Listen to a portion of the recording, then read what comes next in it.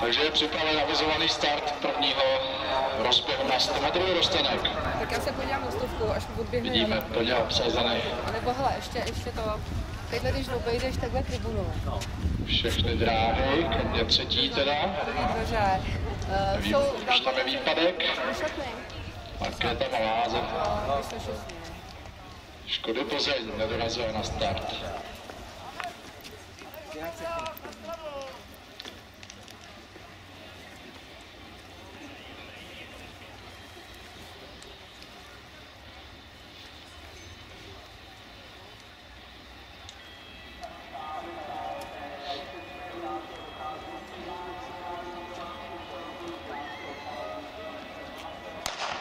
Takže odstartováno bez jakýchkoliv prohřešků. Proti pravidlu startu dočela jednoznačně domácí Jana Janoušová, favoritka celé soutěže. Takže jasně si zajistila postup do finále z prvního místa.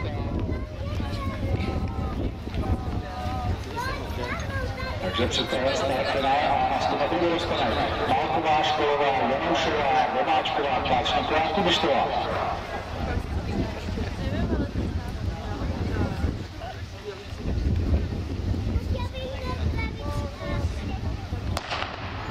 Takže vše na první střel. Dočela od začátku Jana Janoušová, favoritka celého závodu s velkým náskokem. Vítězí v tomto finále A v čase 12:33, což je vynikající výkon.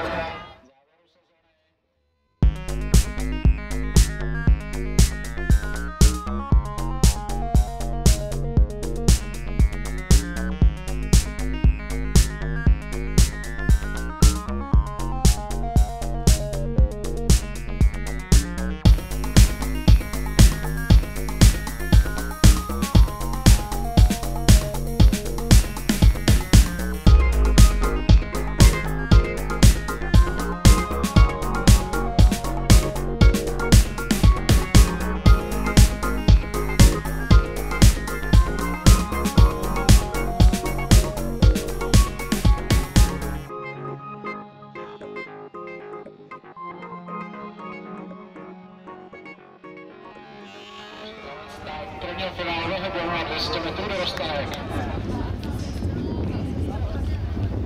Favoritky ve třetí, čtvrté a páté dráze, ale zejména ve čtvrté domácí závodnice Jana Janoušová.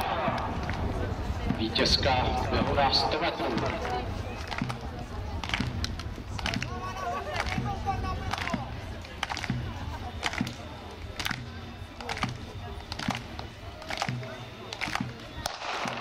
Takže máme odstartováno na trati 6 závodnic. Jana Janoušová okamžitě dočela.